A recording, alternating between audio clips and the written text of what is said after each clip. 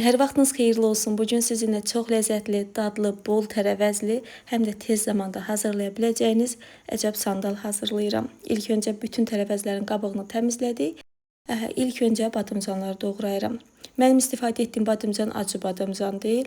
Bunun üçün də duzlu suda gözlətməyə ehtiyac görmədim. Əgər sizdə badımcan acıdırsa və ya ehtiyat edirsiniz, yeməyiniz acı alınar, duzlu suda bir neçə dəqiqə gözlətdikdən sonra axar su altında da 1-2 dəfə yuduqdan sonra yeməkdə istifadə edə bilərsiniz. Badımcan, kartof, ardından pomidoru doğrayıram. İndi isə soğanı doğrayırıq. İstifadə etdiyiniz tərəvəzləri çalışın orta qalınlıqda doğrayasınız. Nə çox qalın, nə də çox incə doğramaq olmaz. Sarımsaqları da xırda-xırda doğrayırıq. İstifadə etdiyim ərzaqların miqdarını videonun açıqlama hissəsinə qeyd etdim. Dəyərli izləyicilərim, əgər videonu buraya qədər izləmişsinizsə, kanala hələ də abunə deyilsinizsə, hər birinizdən xahişim kanala abunə olub videonu bəyənməyinizdir.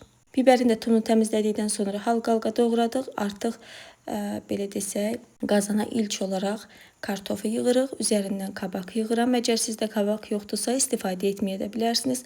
Mənim əlimdə olduğundan yeməkdə dəyərləndirmək istədim. Üzərindən badımcan, biber və pomidor, soğan, sarımsaq əlavə edirəm. Ardıcıllıq bu formadadır. 2 dəfə təkrar eləyirik. Yenə də kartof, kabak, badımcan, soğan, sarımsaq və pomidor. Qatlarda duzdan da istifadə edirəm. Siz acı biber və ya qara istiot da əlavə edə bilərsiniz. Mən sadəcə duzdan istifadə etdim.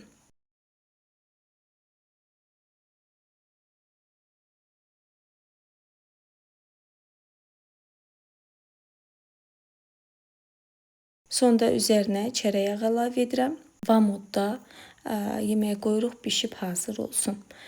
Hazır olsun dedikdə, yəni bir qədər suyunu saldıqdan sonra artıq ocağı cür edə bilərsiniz. Mən sudan istifadə etmədim. Sadəcə tərəvəzlərin öz suyunda yemək bişib hazır olacaq. Gördüyünüz kimi artıq yetər qədər tərəvəzlər öz suyunu salıbdır. Bir qədər ocağı cür etdikdən sonra gözlədim. Artıq yemək yağa düşübdür. Azca da öz suyu qalıbdır. Hazırdır. İsti-isti süfrəyə verə bilərsiniz. Həm dadlıdır, həm ləzzətlidir, həm də tez zamanda ərsəyə gəlir. Sizlər də belə dadlı, asan yeməyi mütləq hazırlayın. Sevdiklərinizə bircə nuş edin.